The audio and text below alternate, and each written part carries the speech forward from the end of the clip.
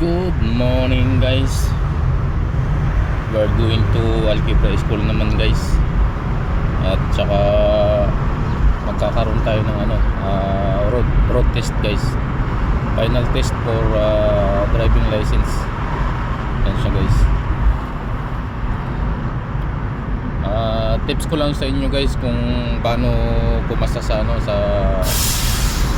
sa pagdadrive guys. Malaki-laki rin yung expenses guys kapag nag-enroll kayo ng driving school. At yung babayaran nyo umaabot din ng 60,000 reals siya guys.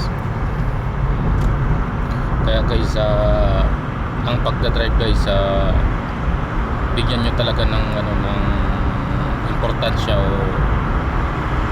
oras guys. Yan guys. Hindi biro guys yung expenses at saka pagod sa pagkuha ng lisensya guys. At saka tip ko lang guys para sa akin guys kasi hindi pa naman tayo pumasa.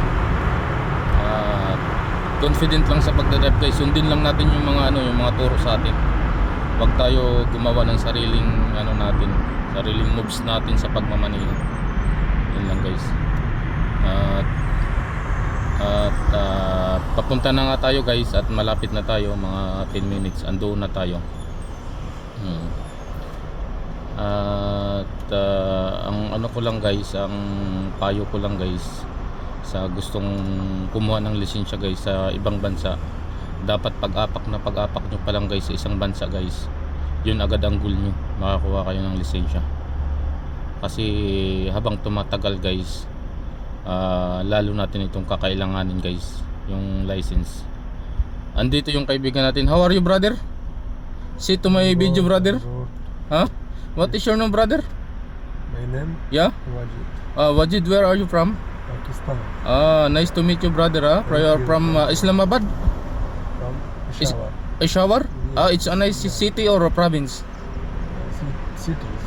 City. Nice meeting you brother. Thank you. It's a big city or a peaceful city? It's a big city. Okay. Nice meeting you brother. Thank you. It's okay. I include you in my video or my vlog. Yes, okay. I post in Facebook, no problem. No problem. Thank you brother, thank you. Okay. Andito na tayo guys. Yun lang guys yung advice ko guys. At lagi tayong mag-ingat guys. Confident sa pagmamaneho guys. At saka yung mga natutunan natin sa driving school guys, i-apply natin.